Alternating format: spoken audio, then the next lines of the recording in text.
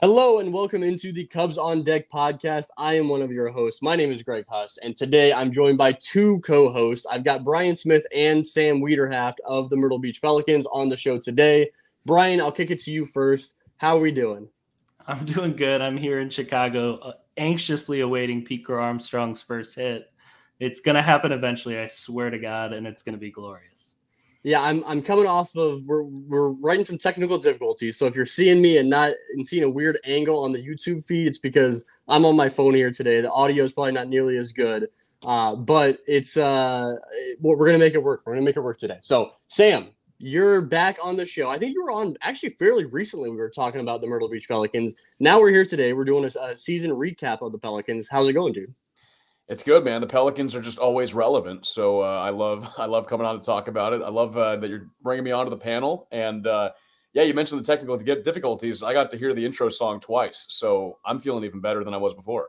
And who knows? Once it goes into editing, you guys out there may not even hear it one time. So we'll see how that goes. But yeah, I'm glad to have both you guys on today. Like I said, last week we were able to have BK on, and we did the South Bend Cubs recap.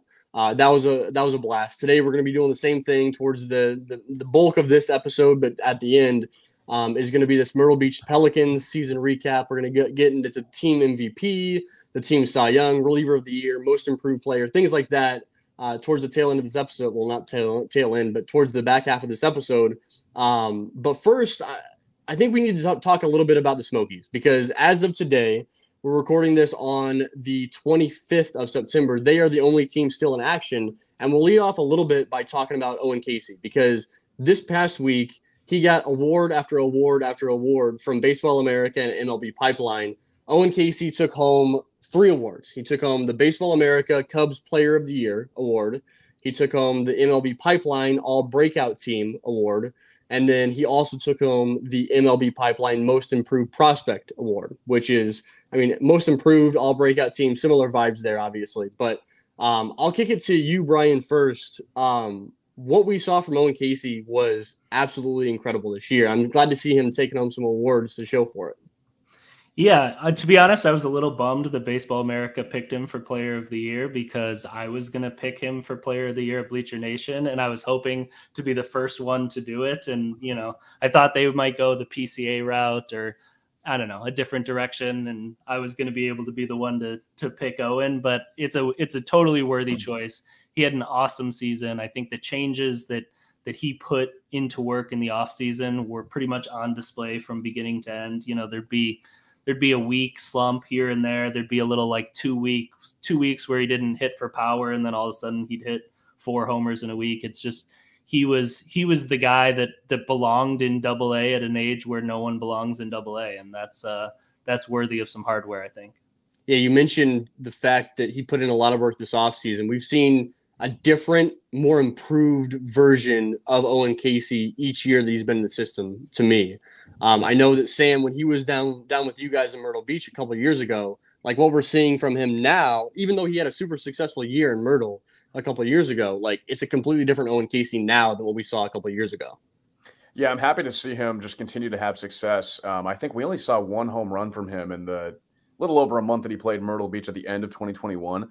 But that power has just exploded. And I'll always remember talking to our hitting coach at the time, Dan Puente, about just about what Caissie could be. And he said he's a starting MLB corner outfielder at some point. He's going to get there. So he's well on his way. And that was one thing when I saw that he got that award from Baseball America. I was wondering, who in the Cubs system was going to take home minor league player of the year, because something the Cubs actually stopped doing this year was they didn't name monthly play like minor league players of the month, which I thought was interesting. I just never didn't see one from like May until the rest of the year. So I didn't really know who was, in the running for that award, but I'm happy to see Owen continue his success and, continue to turn some heads. I was thinking this week about how the World Baseball Classic, the Cubs hitters that went to the World Baseball Classic on the minor league side, BJ Murray, who had an awesome season, Owen, and Jared Young, who, hits a big home run the other day. It feels like it was a year where the Cubs can look at it and say, like, our guys really got something out of that experience, which is pretty cool. Yeah, that's a good call, actually. I think that there were a lot of good candidates for player of the year. And I know that we'll probably cover that a little bit on this show. We might have an award show in a couple episodes or so, but we'll get into that. But I think there's a lot of worthy players of taking home that award as far as player of the year. So was happy to see Owen Caissie take that home. Owen Caissie right now is a part of a team that's in the playoff hunt. Like I said, we're recording this on Monday evening. So at this time, Tennessee is already one up. They're up 1-0 in the championship series of the Southern League. They powered through the first round of the playoffs last week. They play on Tuesday and Wednesday if necessary, but they're looking pretty damn good. And they have a roster that's just chock full with studs, Owen Caissie being one of them. But Bryan, what are your thoughts on looking at that lineup that the Smokies are able to trot out there on a daily basis right now? Yeah, I mean, I called it a Bleacher Nation, among the most prospect-laden rosters I've ever seen the Cubs have in, my lifetime of following these things. And I think it's a very deliberate decision the Cubs made to send pretty much every good prospect from South Bend to Tennessee at the end of the year. They were saying sort of not only like, do we really want to do everything we can to get these guys a championship because of the experience that gives those guys, but also like we want to give these prospects that mean a lot to the future of our organization a chance to see really high-end pitching in a way that like they haven't always done before. So it's a bit of a developmental mindset shift and just like an all-in play at this championship that I think they're going to get because, Cade Horton and Walker Powell are still waiting to pitch. And those two guys have been studs for a while now. Dude, Sam, you're at the point where you've been down in Myrtle long enough that you're kind of seeing guys trickle up through the system kind of gradually. But this Tennessee team right now has guys that have not trickled up gradually, that have spent time with you in Myrtle Beach this year, right? I mean, like Christian Franklin spent some time down in Myrtle this year, right? And then Cade Horton was obviously down there. Like there's been guys, and Moises Ballesteros is a guy who's in the middle of that lineup right now for Tennessee. And you saw him this year, which is wild that they can jump up that quickly. No, it's awesome to see the improvement, especially from a guy like James Triantos, who hit very well at the plate last year for us, had some defensive struggles, but has improved so much this year to end the year at a Double-A affiliate, have a chance for a championship. And then, I mean, how about that for a lot of those guys? They win the South Bend championship last year, the Midwest League championship with the South Bend Cubs, and now have a 1-0 lead in Tennessee. I just think it's great. And this system wins. Like they're building a winning culture all the way up and down. And it's really fun to watch. I'm really excited for these guys. Yeah. How important is that to the players? I mean, you got to see another playoff push this year. How important is that to the players to be able to get that winning atmosphere? I know we've seen it at the major league level, right? The whole Dansby Swanson going to the front office saying like these guys need to get in a winning atmosphere, pushing for the playoffs, even if they don't compete for a World Series this year. How important is that for the guys down to the minor league levels? I think I think some people underestimate like how much that means for players to be in these kind of environments and be in these situations. Like, this year we'll talk about it, but we went to Charleston for game 1 and that was a sellout crowd. Fans were crazy. They were chanting, "Let's go Dogs" every 5 seconds. And I just think for players to be in environments like that, it's really important. And to be at the single A level at the age, typically that younger group, to be able to just get experience like that to prepare you for the higher levels, I think is huge.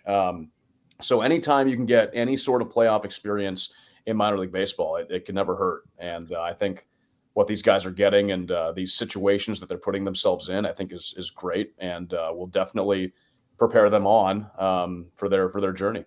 Minor leaguers are really good, I feel like, at compartmentalizing and like buying into personal development. But at the end of the day, like the reason they're able to be professional athletes is because they're absolutely competitive, like crazy people, right? And I think anytime you put them in between the white lines, like they're really going to care. And, when you tell them it's the playoffs and the trophy's on the line, they're going to care even more. And, you see it, I think, with just like the energy that the guys are playing with right now. Sam, let's go Dogs. Does that bring back some bad memories of you eating 9 dogs in 9 innings? Yeah, that's a night that I don't want to remember.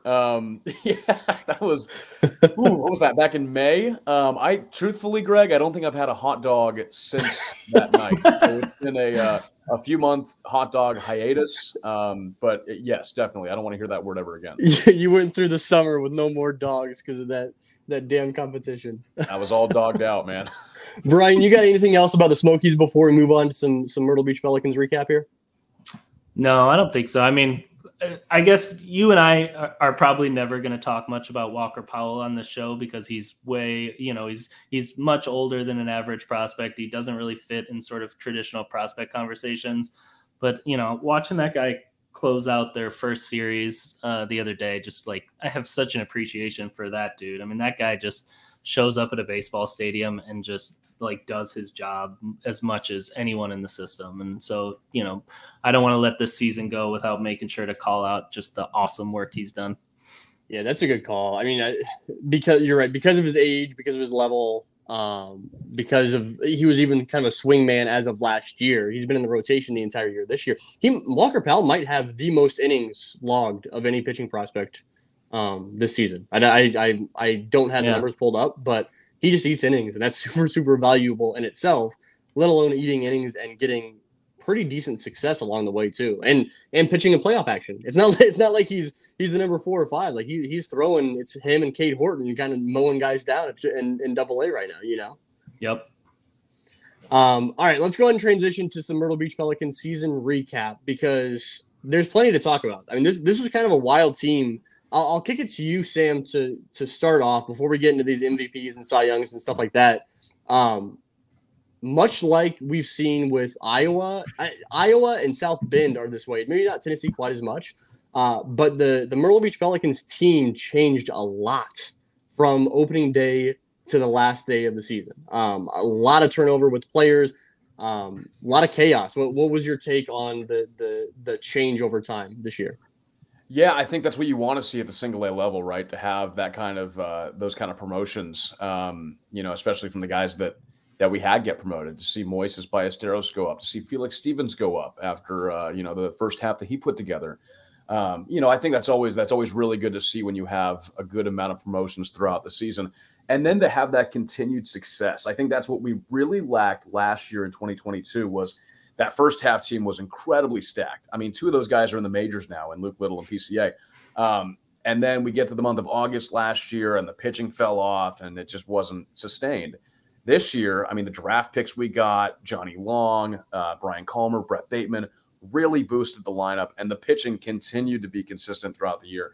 It was just I was thinking about this beforehand, but it was kind of a mix of 2021 in 2022 and the fact where it was successful like last year was. And then in 21, you saw a lot of guys, start off kind of rough and then really end up polished by the end of the year. And I think that we saw that with a good amount of players with this year's group. So it was a really fun season, really fun to be a part of, a lot of great guys in that clubhouse. And just to be able to keep the success from the first half, you win that first half championship and then you get second in the division in the second half and continue the development, continue the promotions. Really, really fun to watch on the field. I think overall what stood out the most to me this season for the Pelicans was just a bunch of, I'll call them post-hype guys kind of carrying the team.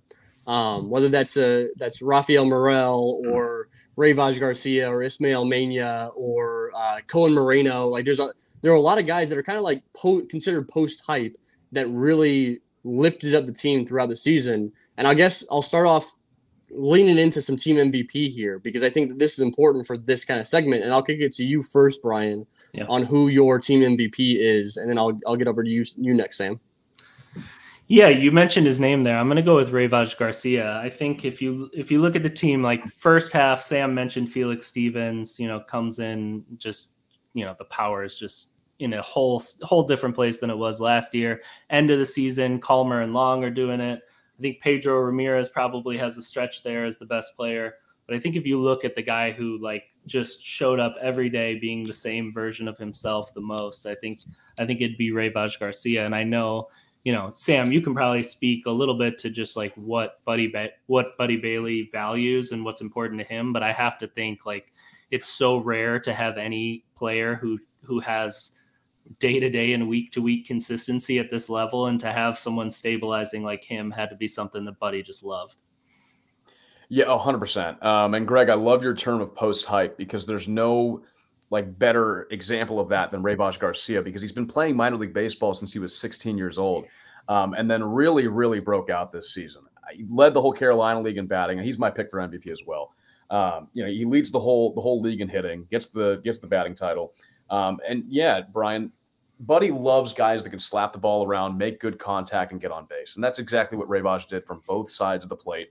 They did a lot of things with his swing throughout the year. He added 10 miles per hour to his exit velo as the year went on. Even got some power in there as well. I mean, he hit 3 home runs, which I don't think anybody saw coming. So he was just always a threat to hit the ball wherever, sprayed the ball across the field, got on base, and was able to be productive. So, we talk about Rojas. Pedro was really close to being my team MVP as well, just the way that he finished the year. I mean, his month of August was one of the best I've seen by a Pelican in my 3 years. He batted near 360.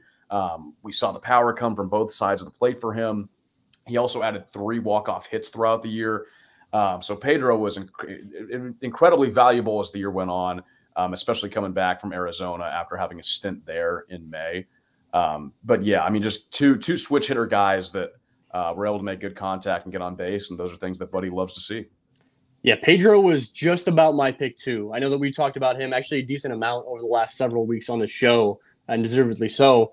Pedro, I think I just updated the my bash metric over at northsidebound.com, and I believe that Pedro Ramirez finished the season with the 4th highest bash in the organization. And a part of that is due to playing in Myrtle Beach. Part of that's the league he's playing in. Part of that is still the age. We forget that even though he played the tail end of the season last year in Myrtle, he's still super, super young. So I am not going to go with Pedro here, though. I'm going to go with Jefferson Rojas, who actually finished the season as the number 1 ranked guy, according to Bash, in the organization.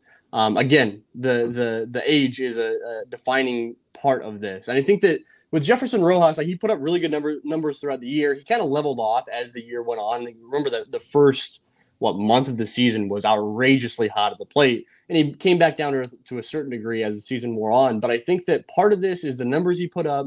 Part of this is the age at which he's doing it while playing shortstop for the team. And part of it, too, is just the way he jumped onto everybody's radar. I think that has value in kind of picking out a team MVP, too. It felt like he kind of lifted a lot of the spirits of the Myrtle Beach Pelicans as the season kind of wore on, as his teammates looked at him and saw how well he was performing. But Bryan, you had Jefferson Rojas. We did our preseason draft to pick out our teams, which I need to go back and reference, see how our teams ended up doing. But you picked him out beginning of the year, and it kind of shocked both me and Zumac quite a bit. But you nailed it as far as Jefferson Rojas really, really breaking out. He's my team MVP this year. Yeah, I mean, it was better than I thought it was going to be. Just, to play 70 games at the level, I think, is something that nobody expected 6 months ago. And, Sam, I think you can probably tell us just about what you saw from a guy that played well above his age. Oh, what didn't I see? I mean, he was so impressive. And it was really cool to hear in the beginning of the year when he wasn't with us, just hearing rumblings like, hey, there's a guy in Arizona that's going to come and really make an impact. And then he comes and does that and more. Holds his own, extremely mature at the plate, very controlled swing. And then the defense, I mean, our one playoff win, he made one of the best diving catches at shortstop I've ever seen. And just the moment of the game, where the game was at, a kind of play like that, he was just awesome. So, I'm not sure where he's going to start out at next year, but seeing that he's 18 years old, he turns 18 in the beginning of April, just an extremely young guy, well aged beyond his years as far as, maturity and experience now, playing almost a full year at the single A level. So, just a really, really fun player to watch, who I can't be more excited to watch, down the road as he progresses through the system. Yeah, I'm excited to see. Bryan, you talked about quite a bit the logjam of middle infielders at South Bend next year. Yeah, he's not part of the – I mean, he contributes to the logjam because he's one of them, but he's not part of the logjam. He will be playing every single day next year, I would imagine, for South Bend to start off the year, which is exciting. Yeah, he makes the jam even harder for the other guys, because that's one spot that just is locked in every day, I think. Exactly. Yeah. So let's go over to team. Actually, I want to point out one more thing as we're kind of going through these. I pointed this out last week on the South Bend episode. One thing that I first look at when I'm looking at MVP and Cy Young and reliever of the year is how much time they got in at these affiliates, right? Because a lot of times we talk about from a prospect perspective. I know, Sam, you're looking at it from a different perspective than us a lot of times, but from the prospect ranking and the prospect analysis community, I think that we're looking at guys. It doesn't really matter. Like, it's important that they spent time in Myrtle Beach versus South Bend versus Tennessee. But we're not looking at like their numbers only at a level. Like, we never ever do it that way typically to identify the team MVP. So it's like I look at the amount of games these guys log at Myrtle Beach when I'm going into these awards here, right? So like there are only 8 guys that logged 60 plus games on the position player side in Myrtle Beach. So Jefferson Rojas was down to the very, very bottom. I think he was like 61 or 62 games in Myrtle Beach. So Felix Stevens was close to still being my MVP. I mean, he only played 55 games, but just in 13 home runs for someone playing as a Myrtle Beach Pelican in 55 games is something I don't know that we're going to see again anytime soon. No, it was incredible. What Felix did in the first half, and he was a guy that got promoted literally after the first half celebration happened on the field. He got promoted immediately. That's fun. Which is him and Moises both got promoted at the same time. But to have those power numbers in Myrtle Beach, I thought was awesome, and there's no doubt he made a huge contribution. Let's go on to Team Cy Young here. I think there's a ton of really good candidates here as far as Team Cy Young goes. I will go ahead and kick it to you first, Sam, on your take for the Team Cy Young Award. Yeah, this was a really tough one, especially, I mean, you mentioned the turnover. Our pitching staff had a ton of it, especially the starting rotation. But because of what you mentioned before, I was between 2 guys, Brody McCullough and Grant Kipp. And because Grant was with us up until early August, I'm going to go with Grant because Grant put up really, really good numbers. I mean, a 3.24 ERA, 77 and 2/3 innings, 26 walks, 80 strikeouts. And he really he struggled to begin the year. His first month wasn't great, and it was a lot of what we saw when he came to us at the end of last year. Just a little inconsistent, out of the zone, and then when he was in the zone, they were easily hit.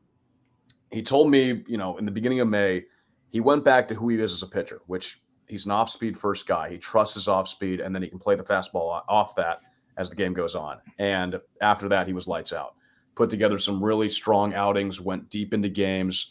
And whenever Kipp was on the mound, you knew that our offense was going to have a good chance to give us a lead. So Grant, I think with the consistency, with the longevity that he had throughout the year, he's my pick for Cy Young. Yeah, that's a good. I like that a lot, especially considering he was kind of the workhorse of that rotation for a good chunk of the year, and that brings value to a team, especially at the low A level, right, where there's a lot of guys that are not logging a lot of innings because you're kind of being very cautious about their arms. I'm thinking about Jackson Ferris early on in the year, but Grant Kipp was a guy that could log innings from opening day through his entire time in Myrtle Beach, which is super important. And you guys mentioned it on the last episode when you were talking about South Bend, like Tyler Santana, like how valuable that kind of player is to just stay on the mound and work through ball games. That's what Grant did, and Grant was able to put up really good numbers and success at the single A level. So I really have a ton of respect for what Grant did for us this season. Brian, Team Cy Young, what you got? Yeah, I changed it up late, but I'm going to go with Cohen Moreno because I'm picking a guy that was with the team the entire year. Ended up 4th in innings, even though he only started 6 games. A guy that literally pitched in every single role that you can have on a baseball team. He pitched 1-inning appearances. He pitched 3-inning middle relief appearances. He pitched 2-inning late inning relief appearances. Started 4 games. So an awesome, versatile season for Cohen. And on top of that, never allowed more than 2 runs in any appearance, which is a pretty insane thing. And I mean, I'm looking through it. He only allowed 2 runs about 3 or 4 times. So it was either 1 or 0 in 22 of his 26 appearances, which is crazy. And, we know just from watching Cohen in 2022 to 2023, the jump forward that he took in just sort of mound maturity more than anything else. I mean, we could talk about the individual pitches, but I think the biggest thing is felt to me in 2022 where every time he got in the tough spot, the wheels came off. And in 2023, every time he got in a tough spot, he got out of it without letting more than one run cross, which is just awesome and I think worthy of Team Cy Young. I've got a tired, wired, inspired for Cohen Moreno. I think the tired is saying that he worked as a reliever quite a bit, and like you have starting pitcher aspirations. The wired is that you don't look at whether he was relieving or starting. You just look at the number of innings he pitched and the results he got, and you're like, that was a good season. That was a really good season from Cohen Moreno. The inspired is what you just got into, Brian, where it's like, he just did it in all kinds of different roles. That's the super nerdy side of this, right? Where you're like, oh, like he can do it all. Yeah, dude, I think if you would have shown me his like overall numbers before the season and said like he put up this sub-3 ERA, he logged this many innings, I would have been absolutely ecstatic, and I absolutely am. Sam, what was your take on Cohen this year as he kind of progressed? Well, I think it's a good sign when Brian's picking him for the Team Cy Young and I ended up picking him for the most improved player. But nice. I mean, just incredible. He, the way that he works is really something to watch. I mean, Buddy raved about it all the time. Like, he's a guy that comes in on Mondays and just, gets a workout in, continues to perfect his craft, gets ready for the week. And he was just always a guy that always just wanted to improve and get better. And that's exactly what he did. Like, I know that, his start last year was rough. His start this year was rough. And there really wasn't any place to go but up for Cohen.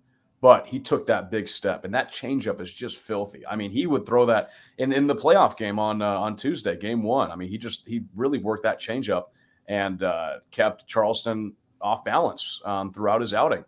And you talk about, his different roles throughout the year, being that starter and then back to the bullpen, then back to the rotation. He always told me, like, even when he was coming out of the bullpen, he was still treating it like a start. Like, he knew that he had starting pitcher aspirations. He was still going to throw those kind of innings. So the mentality never changed. And I think that was really key for Cohen to, stay mentally in the game and do what he did. So a ton of respect for what Cohen did this year. And it was really great to watch throughout the season, just the amount of leaps that he was able to take. So my pick for Cy Young means that none of us is going to select Jackson Ferris as our Cy Young in Myrtle Beach, which is kind of wild. I'm going Brody McCullough because his time, I know that he didn't spend nearly as much time as Jackson Ferris or Grant Kipp during as a part of the starting rotation in Myrtle. But the numbers he put up when he was there were absolutely tremendous. I think that when he was promoted up to South Bend, again, I don't have the numbers in front of me. When he was promoted up to South Bend, he was second in just about every single category in the system statistically, behind Cade Horton, obviously. So he was the anchor. Like he was the guy in that rotation in the first half of the year. It was Cade for the few starts that he was there, but then it was Brody McCullough, and he just showed out the entire time he was there, putting up really good numbers. He's my pick for sure for the Cy Young. Yeah, every Sunday that Brody came on the mound, you knew that we were going to be in that ball game. And I'll just never forget the mentality that he pitched with. Super nice guy off the field. But once he got on the mound, like, you were going down. And just a really intimidating presence. His K-strut was awesome. But he just knew how to throw. Like, he knew where to put pitches. He knew how to navigate through a ball game. And I think that's why you saw such good numbers from Brody. Dude, I think that he's pitched his way into, as far as I'm concerned, a top – I'd have to go back and look, a top 10-ish arm in the system approaching that. I don't know, Brian, what are your thoughts on that? Yeah, I mean, the big thing that stuck out for me with his time in Myrtle Beach that I think the Cubs do look for, especially for college arms in low A, is like, throw your fastball in the zone and prove that, like, guys are not going to be able to hit it at that level. And that shows us that you're ready for the next level. That's what stuck out to me, is like, he could throw middle third fastballs, and high A hitters weren't seeing it, just between a little bit of the ride and deception he gets. And then, I mean, really, when he was in Myrtle, he was locating so well that it was really mostly upper third fastballs in the zone that just, people truly didn't have a chance against. It is time for the moment that every fan is out there is looking forward to. It is talking about low A relievers. That's what everybody's here for, right? It's honestly, this may be like the nerdiest thing that we could talk about on this show. We talk about we get down nitty gritty, but like, to talk about low A relievers, with all due respect, Sam, to talk about low A relievers, like that's a group that doesn't get talked about a whole lot. But we're going to award a reliever of the year for the Myrtle Beach Pelicans. And Sam, I'll kick it to you first on this one. What are your thoughts on this award? No, I get it, man. Like sometimes these relief outings can get rough because guys are just, figuring out what to throw. And for some of them, it's their first, outing in a stadium before. So it's a lot of things you don't think about going into it. But that being said, there's a lot of improvement that can be seen. And I think we saw a lot of improvement and dominance from Jose Romero. He's my pick for reliever of the year. Simple 3-pitch mix, fastball, changeup, slider. And he was just able to work those to perfection. Added a lot of velocity on the fastball as the year went on, and just was locked down out of the bullpen. Now, I think it was either early June or late May. Some of the guys in the clubhouse wanted to play a little bit of a joke, and there's a QR code that you can scan. You scan the QR code, you pick your walk-up song, or in this case, a walk-out song. They changed Jose Romero's to Enter Sandman, and that's a lot to live up to.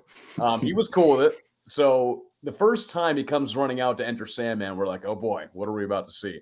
And every single outing from that point on was just shut down. I mean, you weren't getting anything off of Jose. So he truly came into his Sandman self as the year went on, and was just a really trustworthy arm to close out games. And the lone guy that is a Myrtle Beach Pelican this year that's going to the Arizona Fall League. That's pretty notable. Yeah, and I don't want to say I was shocked, but it definitely was a name that I saw on that list where I was like, okay, this is awesome. So yeah, I mean, the Fall League is obviously legit, and you got big time hitters there. So I'm really excited to see what kind of outings Jose puts together there. But yeah, still a young kid, but is able to throw it well. Bryan, your thoughts on reliever of the year? Yeah, so I'm going to say that Cohen Moreno's not eligible here just because he would naturally be the pick since he was Cy Young. And I think it is probably Romero, but, in the name of picking somebody else, I'm going to say Josana Oquendo, who was just so dominant in the time that he was with Myrtle before he went up to South Bend, a guy that like Moreno, just showed up this season completely differently than the guy we were seeing last year. I mean, he struck a bunch of hitters out last year with Myrtle Beach, but he got himself into a whole bunch of trouble a lot of times as well. This year was pretty much dominance from the jump. I think it was something he really started in winter ball. He pitched really good in Puerto Rican winter ball last year, and he brought that back to the States and really showed out this year, and then went to South Bend. And I think, if I remember right, he really struggled in his first South Bend appearance and then was awesome after that. So a guy that I think's really put himself on the Cubs radar like Romero has. And yeah, he's one of the guys that, like, when I close my eyes and think about like Pelicans relievers that jumped off the screen this year, it would be him. Yeah, and I think so much of when you're looking at especially pure relievers down at this level is just like having a feeling with them. You know what I mean? Like it's sometimes paying less attention to the stats, and the stats can be really good, but sometimes you just got to see somebody and you're like, you know what? I just kind of dig what he's doing.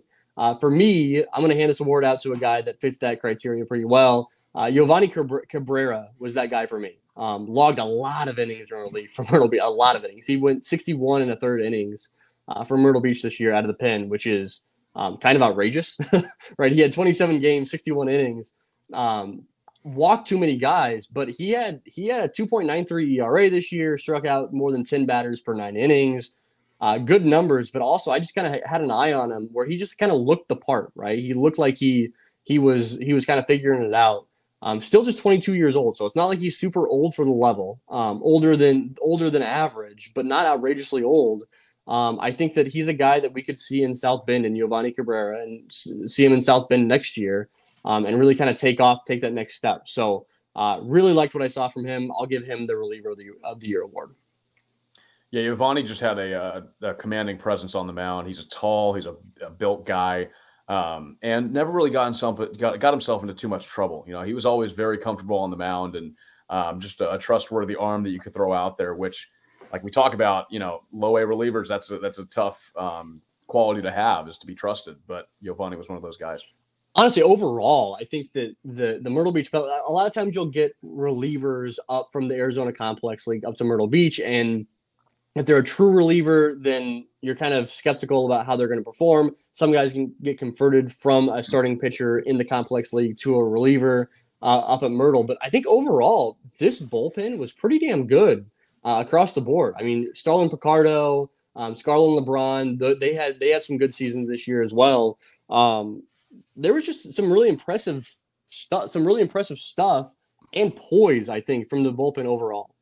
I think that was, I talked about before, I think that was the difference from our 2022 to our 2023 was that we just got, a lot more trustworthy arms this year and guys that, knew what they were doing. And I think that, the group that we got this year was a lot more experienced in the bullpens. That really played a part into it. But, a lot of new guys, like you talk about Pichardo, LeBron, Eligio Paredes was another name that got to us late this year that really put up good numbers. So, I think the guys that made their way to Myrtle Beach from Arizona definitely were impressive and were able to keep us in ball games.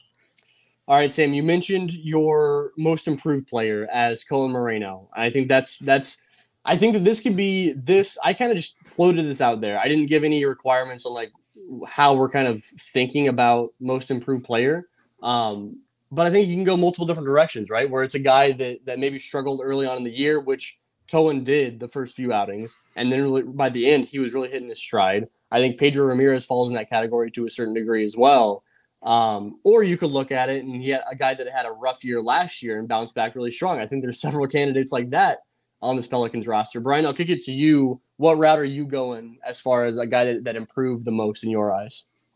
So I'm going to go, I don't know if this is out of left field or not, but I'm going to go with Jonathan Long, because if we look at, and I'm going to take this back to his college career a little bit, because I think like the story of the player he became in 2023 to get drafted and the taste that he sort of left in the Cubs organization's mouth with how he finished the year is such a positive, when this is a guy who, hit 6 home runs in 2022 at Long Beach State, playing mostly first base, a guy who probably isn't really on the draft radar. A scout's going to look at that generally. I mean, he hit 312, which is exciting, but outside of that, like nothing else jumped out. He's not, he's not like an athleticism monster where that's going to carry the weight for him. So I imagine there was a conversation that was had with him at some point, like, we got to start seeing more power out of you, or like this whole thing's not going to work. And it happened for him. He hit 15 home runs at Long Beach State, and then he gets drafted by the Cubs and then continues doing it. And I mean, he hit 6 with Myrtle Beach in 23 games, which is pretty crazy.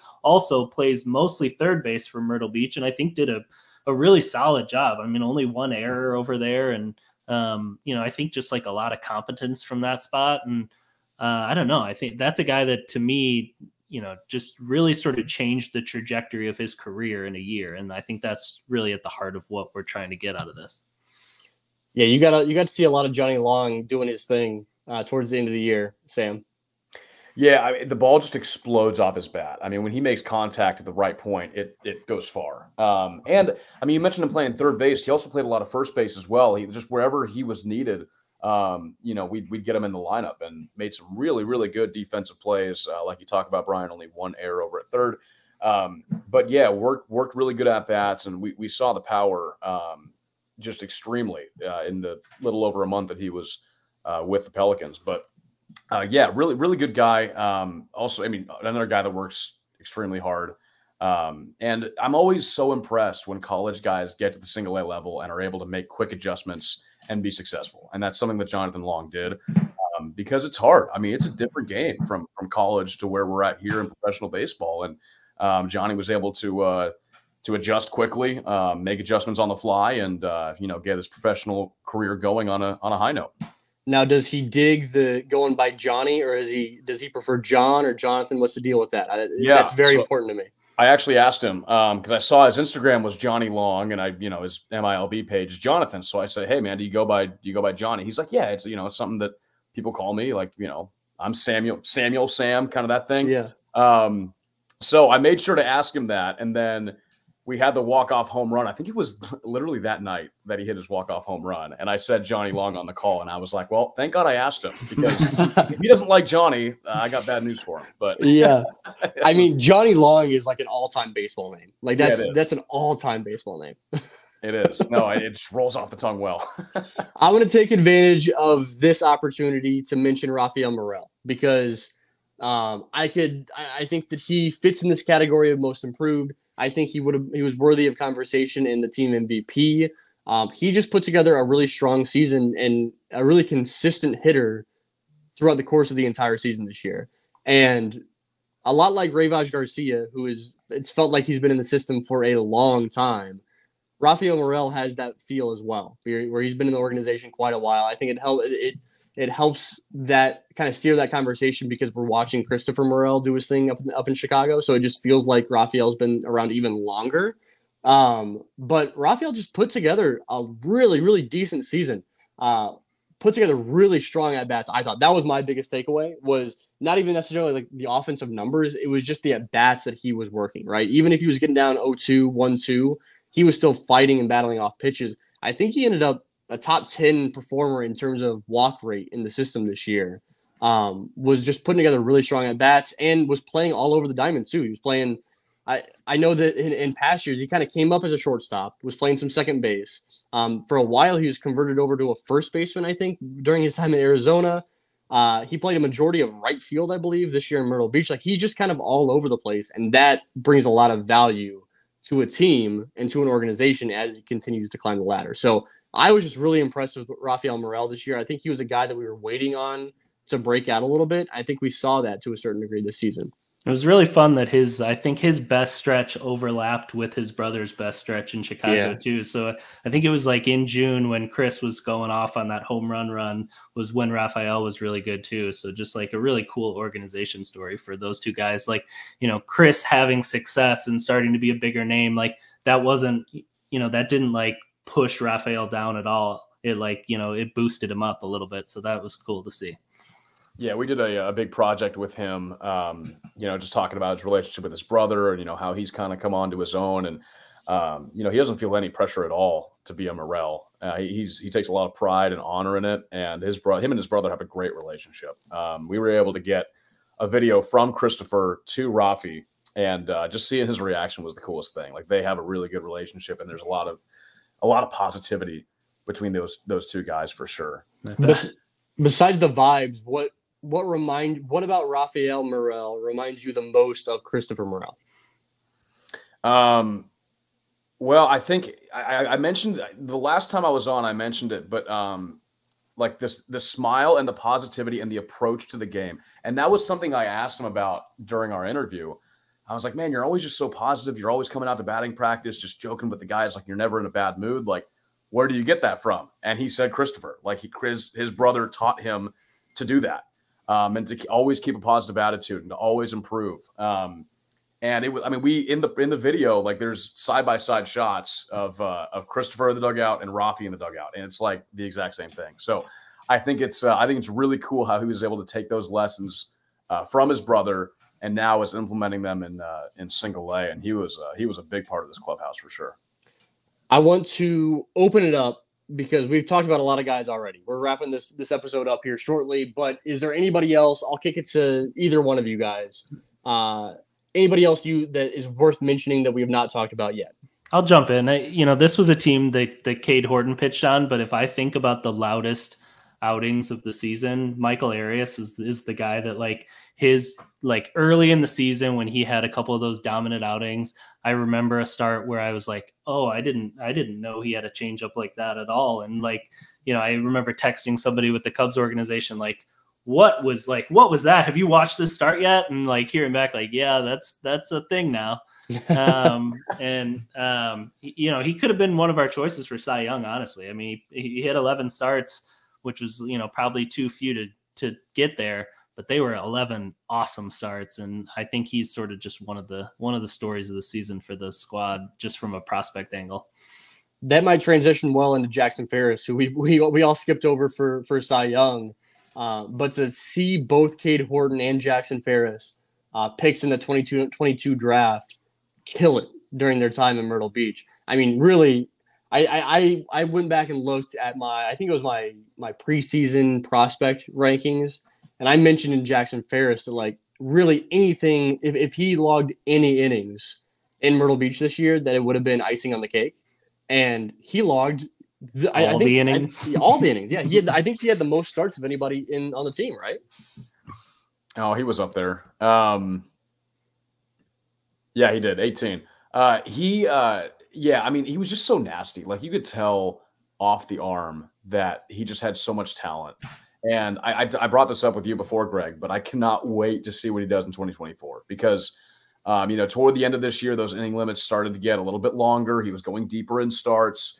And once he's able to kind of go a little bit longer next year, I think that'll be really fun. And he's really going to be a name that Cubs fans are going to know as he rises through the system. But yeah, there's two guys that I have to name because I did come prepared on the most improved player because I knew that Cohen was going to be talked about before. Angel Hernandez is another name, the lefty out of the bullpen that I have to mention because he was a bullpen arm that, again, single A bullpen arm. You don't know what you're going to get. He came to us last year, struggled a little bit, really struggled this year. And we really got a lot of games out of him. I mean, there was a point in July where he was like pitching every 1 or 2 days or 2 or 3 days, which was insane for single A. He's coming out of the bullpen quite a bit. Early in August, we go to Down East, and Scott Kobos is with us at the time. I don't think it was technically a rehab assignment, but he was just working on some things down in single A. And Angel and Kobos get together in the bullpen, and whatever came out of that bullpen session worked because Hernandez was incredible after that. And I talked to Kobos. I actually DM'd him on Instagram because he had left us by the time I was able to, get the scoop on what happened. And he just said that they were working on a lot of balance stuff. There were a couple of, equipment that they were using to work on, just different things in the motion. And ever since then, Hernandez just took off and was a great piece of our bullpen and really came up when we needed him to down the stretch. Him and Brian Calmer, I think, is a guy that I absolutely have to mention because just the offensive season that he had from August, when he got there August 1st to the end of the season, I don't think I've ever seen a stretch like that as a Myrtle Beach Pelican. The power, 10 home runs in a little over a month, the poise, the maturity, the way he was able to work at bats. He was just, I talked about it on the broadcast, he was a player that in a movie, like he's the big muscular player that comes up and the other team is like afraid of him. That is Brian Calmer. And he just was able to mash. And I loved watching it. So definitely a fun guy to watch in South Bend next year. I want to point out a stat from one more guy before moving on to some vibes guys. But Christian Hernandez logged the most games of anybody on the Myrtle Beach Pelicans this year. And while there's a lot of negatives with what Christian Hernandez did this year that didn't really he didn't put up the numbers that we had hoped for coming into this year. Plenty to nitpick. It's like I can't emphasize enough how strong of a positive it is that he logged that many games. Just that he was able to kind of work a full season in a full season affiliate, obviously, is huge for his development. I know he's just a 19-year-old kid. He's going to continue to progress. He's still a freak athlete. He's still there was a reason why he was so highly ranked as an international free agent. But for him to log that many games is really, really important for his development, I think. Well, and Sam, I know early in the season, Buddy was giving him off days a lot. And, it seemed like he'd play a couple days and then he'd take one off. And I'm sure that was very deliberate. But to still get to 106 games means that he had a big workload in the second half. And they were just writing his name down, had to be pretty close to every day. Yeah, and I think obviously seeing that amount of experience in your first year of full season baseball is great, and you never know what the offseason is going to hold. And I know that these two players are tough to compare, but you look at Felix Stevens' year in 2022 offensively, and it wasn't great. And then he comes to Myrtle Beach this year and just is overmatching everybody. Christian puts work in the offseason. He comes to spring training, and we'll see what next year's going to hold for him. But just a ton of games and.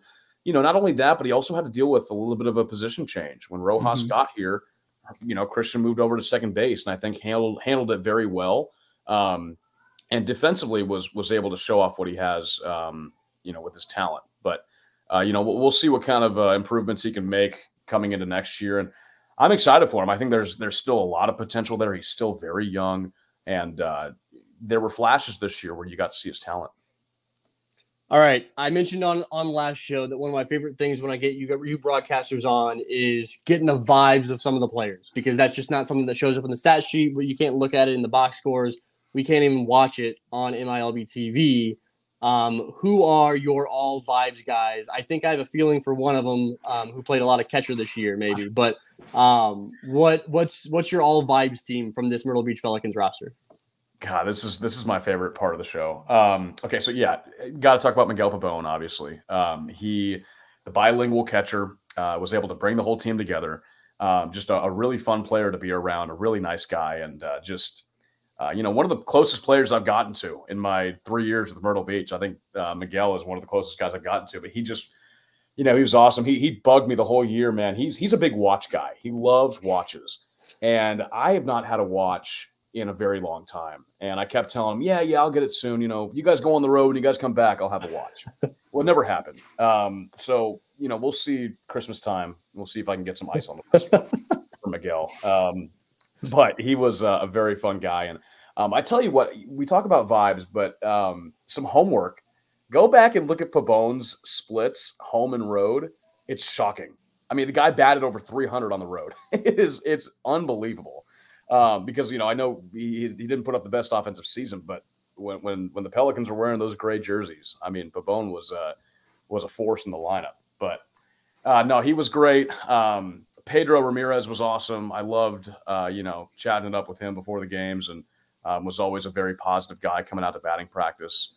And then when we had Grant Kipp, Jackson Ferris, Brody McCullough, Drew Gray, all in the same clubhouse. I mean, the Mario Kart was just going on like crazy.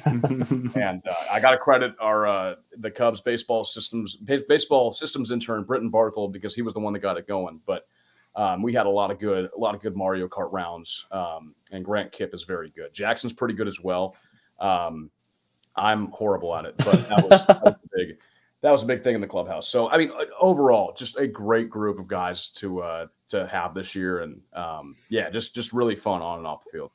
As a viewer, Andy Garriola wins the award. Just button down, just a dude who's just, I mean, gonna be one of my breakout picks for next year. But a guy that still had a successful season in my book just by the way he looked on the baseball field. Dude, I think it was the media day for the Pelicans before the season started. There were a lot of pictures going around, and there was a picture of Andy, and he's a big dude. Like, Andy Garriola is a big dude. He's got like 3 buttons unbuttoned, got the chain. I think he was rocking a backwards hat at the time or something. It's like this is a dude. Like, I don't care what numbers he puts up. He, like you said, Brian, he's a breakout candidate just on the vibes alone.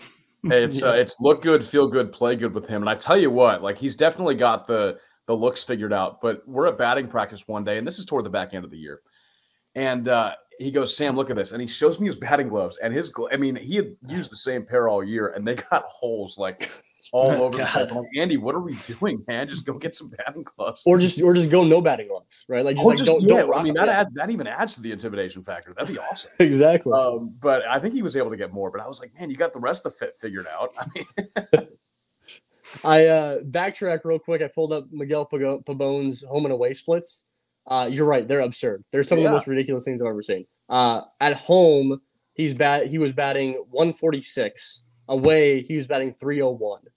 OPS slugging of 169 at home, slugging of 405 on the road.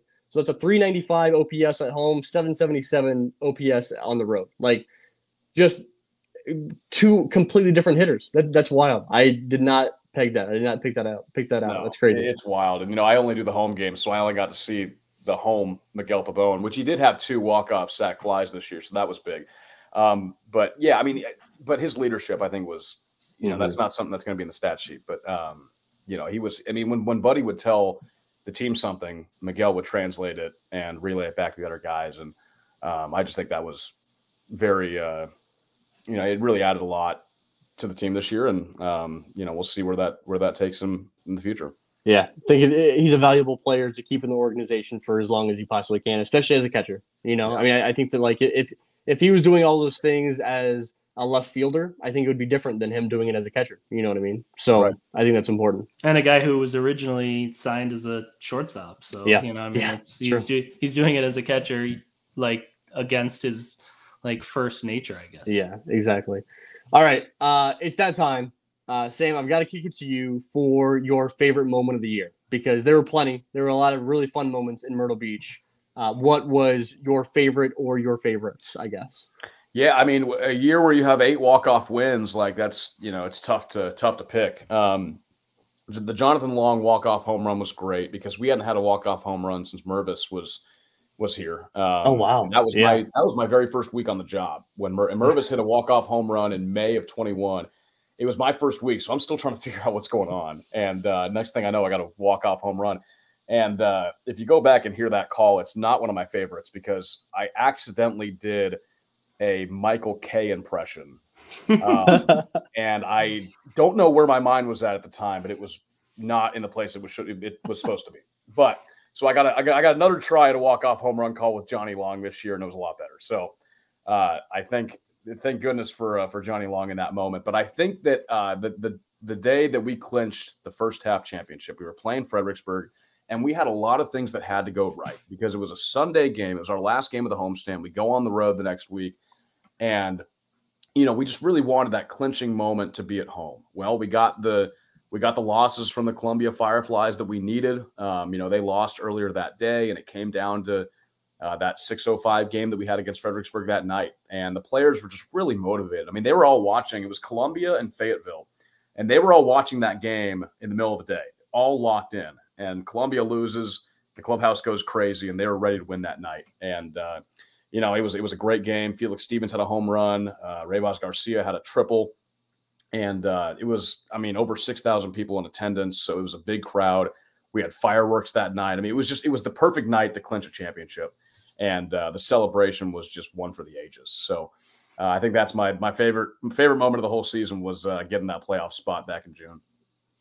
Yeah, it's Myrtle Beach. The team does not disappoint any year. Like I feel like ever since Myrtle has been in the organization, it's just been good vibes after good vibes after good vibes. I don't know if it's just because they're sitting down there on the beach or what it is, but man, it's awesome every single year to watch the Myrtle Beach Pelicans. Totally. Well, we try and have as much fun as possible, and so it's been a fun ride, that's for sure.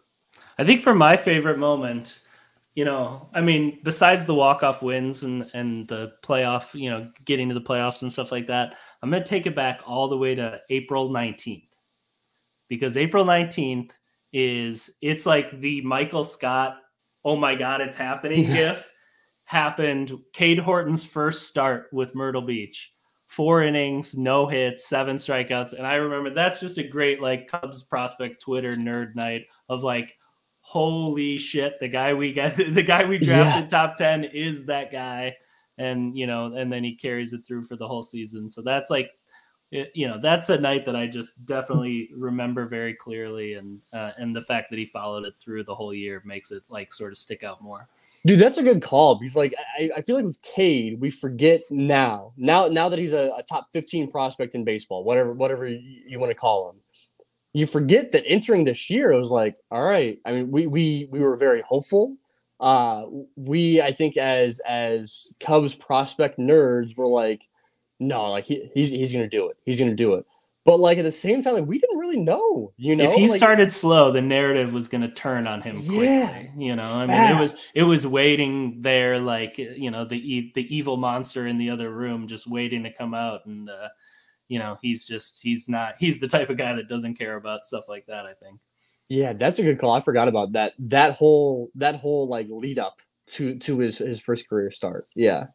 I didn't realize how much of a chance it was until I started seeing his numbers, and I was like, oh man, this guy doesn't really have a lot of experience starting. Like it's pretty crazy. And one thing that he put on my radar, I talked with him after that start, and he was like, yeah, that was my first start in front of a home crowd in like almost a calendar year, because you go back and you have the College World Series and you have like the SEC tournament and all that stuff. It was like literally like his last start at Oklahoma at home was almost like a calendar year ago. So, and then if you do like 2 starts before that, it was probably like high school for him. Yeah. Exactly. It's crazy. But no, Cade was so fun to have in Myrtle Beach. It was great to cover his first month in the Cubs system. Yeah, I think that Cade kicked things off right, and I think the next Michael Scott it's happening moment was when Jackson Ferris got called up, right? Because like in the you got to mention those two in the same breath, but it's like we were not expecting that. We were not expecting a call up, a promotion up to full season ball for this 19-year-old kid that quickly, and it just happened. We're like, oh my god, like they really believe in what Jackson Ferris is. So yeah, I am very excited to watch those two follow each other through the system as they continue to rise year after year. All right. Full disclosure, real quick. Full disclosure for that Jackson Ferris start that you mentioned, his first one with Myrtle Beach. So I don't go on the road, right? I only do the home games. But I watch all the road games and I live tweet about them. So I'm back in my house. I'm like on the couch. I've got like a blanket up. I'm not ready to call a baseball game. Yeah. I'm ready to watch and tune out, whatever. And I'm just watching Jackson do what he's doing, and I like rise up, and I'm like, "Is this really happening? Like, this is one of the best starts I've ever seen." So I was cutting these videos and doing a whole bunch of stuff, but that was wild. I was gonna say, what's your night look like on away games? Are you just taking it in like me and Brian? Dude, yeah, I'm what you guys are. I'm a blogger at that point. Like I watch the games, I cut the highlights, and I write about it. So yeah, that's basically it. That's awesome. I love it. All right, Brian, you got anything else before we wrap it up? Maybe just I want Sam to talk a little bit about Buddy Bailey now that he's been there for 3 years, and just what jumps out at you now having been with him for a couple years. Like, what do you appreciate more about him now than you could have in maybe that first season with him?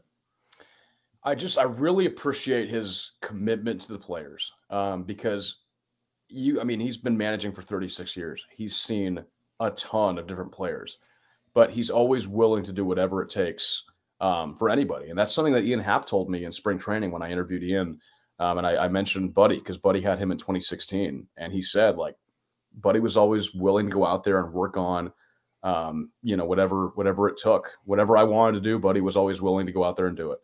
And that's something that, because I'm there the whole day, I'm at the stadium the whole day, and I see Buddy come out at, noon or 1 o'clock with a group of guys, and they get some early work done, specific drills, doing different things and just setting that routine, because that's so important in these young players. They're getting used to being a professional, and Buddy is helping them do that by setting that routine and having them just gradually get better with pregame drills and stuff like that. So he just he's all in. He loves the organization. He loves getting to coach players at this level and get to be a part of their development journey. So it's been an honor to have Buddy for the past 3 years. He's a great guy. Just knows a ton about baseball. I mean, he is a baseball trivia nerd. When the Immaculate Grid was big, Buddy was all into it. I mean, really? He loved it because like he's seen so many players and he knows so many players, so he was really good at it. But just a guy that truly loves the game and loves the players. I'm glad you framed it that way, because I think that a lot of times we take what he's doing in this organization for granted, just because he's the best, right? Like, he's won so many games. And then you're always looking out for the great Buddy Bailey stories that you hear from the players or from people like you or whatever it might be. But it's like, there's a reason. There's a reason why he's been doing this for 36 years. And the fact that he's still kind of coaching up these players the way he was surely 30 years ago, is crazy to me. It's so impressive. And I think that probably rubs off on the players in a really important way. And Buddy's peers are, that like if they didn't make the majors, they're in AAA, like, where the luxuries are a little more comfortable than they are in A-ball. But like, I think Buddy's very willingly signed up for this A-ball assignment. And I think I know the Cubs love having like the adult in the room. Like, he is the definition of the adult in the room and, teaches these guys how to be professionals. And I think it really, when we say like that's Cub, that was a big expression that went around the Cubs organization for a long time. Like, he's really in charge, I think, above all else, of like teaching guys what it means to be a professional Cub. And where I think we're lucky to have him in that spot. I've been a product of Buddy's coaching on the golf course because we went golfing last week and I could not have had a worse start to my round ever. I mean, my first 3 tee shots were like dribbled off the tee, and I'm like, hey, what am I doing here? And Buddy goes, I'm not going to do his accent because I can't. I have not gotten the Buddy impression right, but he just tells me, put the ball in front of your front foot and come up, stand a little taller in your stance. Didn't hit a bad drive after that. I mean, the rest of the round, and I was like, this guy is a magician. Even at golf. He could do whatever, man. He's a coach, man. So what's the vibe around the clubhouse? Who's the best golfer who was with the Pelicans this year? Oh gosh, I don't really do it with the players, so I don't know. I think Kip might have been pretty good. Brody, I think, went out there a few times. I don't think golf was as big this year as it's been in the past, because when we had Ethan Hearn here, like him and Wetzel would go, I think, a good amount. But I didn't really hear too many golf stories this year. But I mean, you're in Myrtle Beach, so you just try and get out as much as you can. Yeah, exactly. All right, man. Well, Brian, are you good on your end? Yeah, all good. Sam, plug yourself, because I know you're doing all the stuff with Coastal Carolina this year. I want you to give yourself a little promotion here. For sure, yeah. Twitter at Sam_Weiderhaft, Instagram at Weiderhaft. Coastal Carolina is kicking up now, so we're doing soccer, we're doing football, we're getting ready for basketball season. So always trying to stay busy in the baseball off season. But Greg, Brian, I always appreciate coming on the show. Thanks for letting me join the panel, and I've loved talking about this group of Pelicans.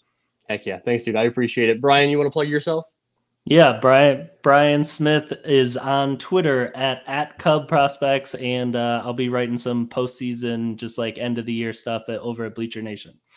Yeah, and you can find me on Twitter at Out of the Vines.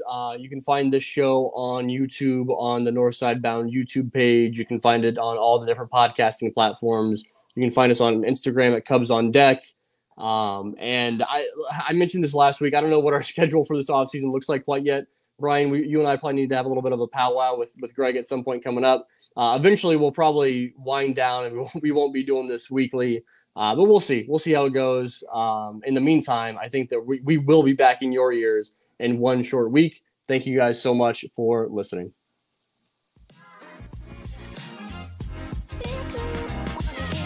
Yeah.